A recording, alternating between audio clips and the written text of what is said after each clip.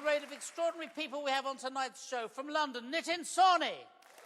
With, from Louisiana, I Am Rose. At the end of the piano, having chats, will be the wonderful Suggs. From Madness. From Leeds, we're delighted to have English teacher. I'm delighted to have at the piano the fabulous, from Madness, Suggs.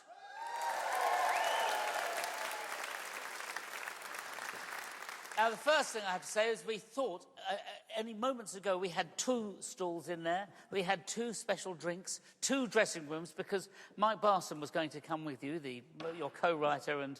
Keyboard player. Keyboard player, the lot. But you know what they're like, these keyboard players, Jules? You can't completely unreliable. trust them as far as you can flip and throw them, mate. That's right, you know what I mean? Exactly. But we've got you, I'm pleased to say. Thank you very much. I'm really pleased we've got you. Thank you, Jules. So, the Theatre of the Absurd presents Madness, C'est la vie. Yeah. It's a great album title, and the album comes out next week. Where did you get the title from? Well, a bit of both, actually. Funny enough, the C'est la vie bit was Mike's, so he can, you know, talk to you about that later. I'm not bothered about it now. Yeah. My bit was the Theatre of the Absurd. And it's kind of boring now to even talk about it, in the pandemic and lockdown and all that we went through. But it was a pretty traumatic time for us, and as you know, as musicians and performers. I mean, my wife realised I actually got performance Tourette's. I was singing at people at the bus stops, you know, outside the house, and they were running after a bit. You know, not him again. Yeah. Like with Madness in his underpants, singing Yes. Must Be Love. Yes. But, anyway, I was reading about this thing, the Theatre of the Absurd, which was, you know, around the time of Samuel Beckett and all that surrealism. But apparently there was this French outfit who were actually writing plays in complete gobbledygook.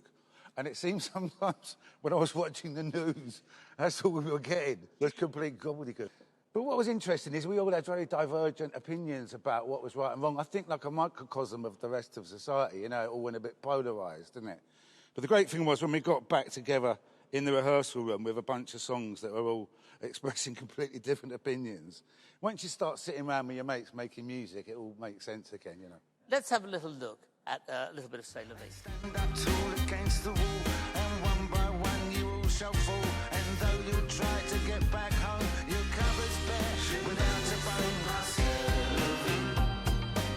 C'est comme c'est quoi, c'est va être. Je ne fais pas c'est la vie. C'est comme c'est quoi, c'est va être. Fantastic. Now, it's a great song, and you've got somebody quite extraordinary to proofread the lyrics before it was released. It's quite somebody extraordinary. Who is it, and how did you get them to do it? It's Dame Helen Mirren, who happens to be a neighbour of mine. I've got a little house in Italy, and I bumped into her down there. Very charming and up for it lady, and I just thought we'd take enough chance. Would you just read out some of the lyrics, having not even heard the song? And she did in the most fantastic way. I saw it. It's turned into Shakespearean. You know. I mean, it does it, elevates it to another level. Not that you don't, but it does it. Wow, it's like, this is like a sort of a... Not that you don't. But it did get us on things like News at 10, which you wouldn't normally with exactly, some rubbishy old pop song, you know. Yes, anyway, there we are. So later on, we've got a little film about some of the musicians that came over with the Windrush generation, particularly Michael Bammy Rose, who plays in my orchestra, because they brought that music, the ska and the reggae music, they first brought it over in the 50s and the very early 60s, which had a huge influence on British music, particularly and then British people making their own sound of it, of London people like youths like yourselves. What was the first time you heard that music? It was in Berwick Street Market. I just remember there was a stall there selling 45s, and they had a huge collection of blue beat, what they called it at the time, which was ska music. And I just heard Al Capone by Prince Buster.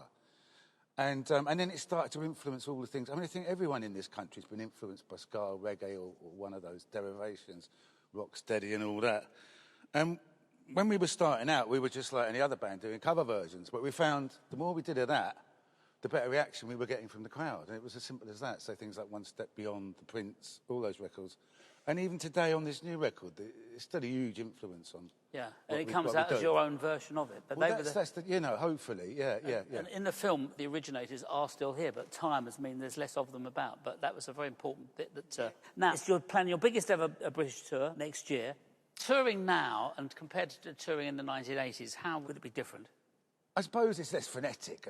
You know, I mean, The irony is I'm actually enjoying it more now. I mean, when I was a kid, which was fabulous, I'll never forget those times, things like the two-tone tour with Rico and all that, but it was just a big blur of arms and legs and hats flying in the air and sweat and, you know, sitting there in a cold dressing room with a sweaty suit on.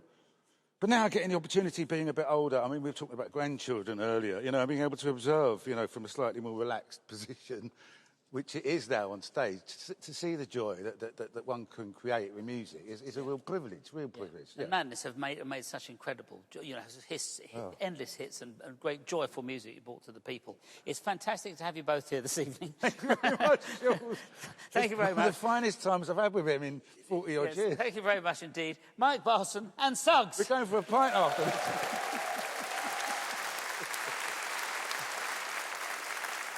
Our next guest has had 2 top 20 albums collaborating with other artists.